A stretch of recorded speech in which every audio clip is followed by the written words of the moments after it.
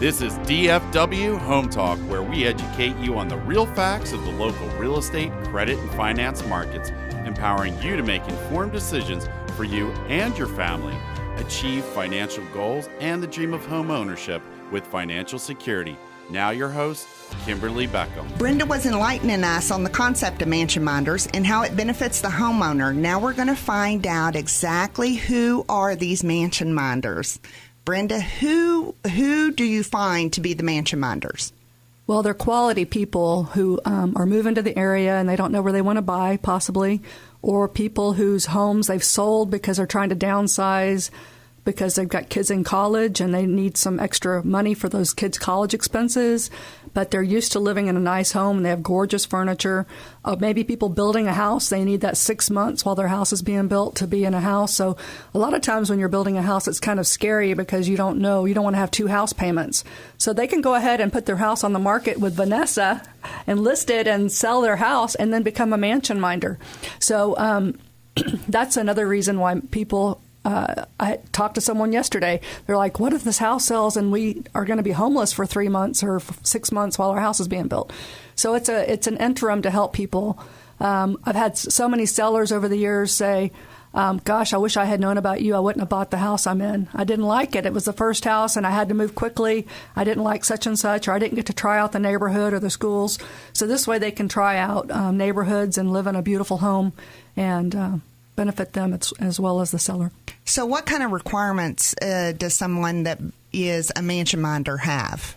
Well, they go through a rigorous background check with me. I have an application process, and I do a credit check, criminal check, but the furniture and also that they have the ability to keep their house clean and they know how to live very cleanly. A lot of people who like order in their homes, because every time you walk out that door, the house has to be ready for a showing. You get about an hour's notice for a showing, but so just have to be able to pick up and keep things clean on a regular basis. And we check on the house. I think Vanessa knows because we've had minders in her listings before, but we check on the house on a regular basis, once a month, typically on different times of the month. We're in the house, so they know that we're going to be checking on it, and we do guarantee them another house when the house sells, and that listing agent, if they love them, which is what I want them to do, will refer them to another house they might have or give references to the new house that I have for them when the house sells. Are there fees that mansion minder incurs for staying in the property?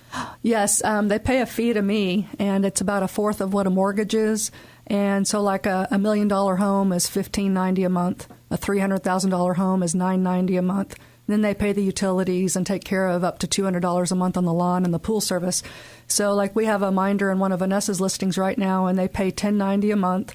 And then they just have a job to do. They're called a subcontractor.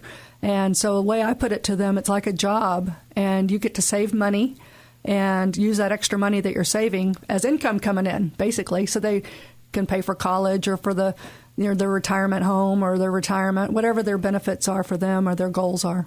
And get to live in a marvelous house for just a fraction of the price. That sounds like a win situation to me, Vanessa.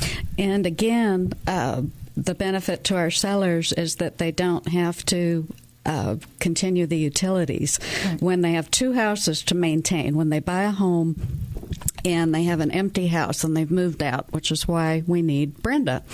And the first complaint is usually they don't like having the double utilities, and the minders take the utilities off of the seller and maintain their home and take care of it and show it beautifully. Or not have to go back over and check on the pool or check on whatever. The minders are doing that for them, so it saves them time.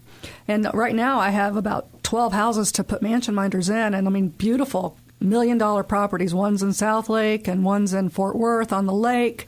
All over. We have Salina, Anna, McKinney, Dallas, Frisco. So we have all different kinds of houses right now available. And then I do guarantee them another house when it does sell. And typically the selling season is in May, June, and July. So right now it's a great time to be a mansion minder.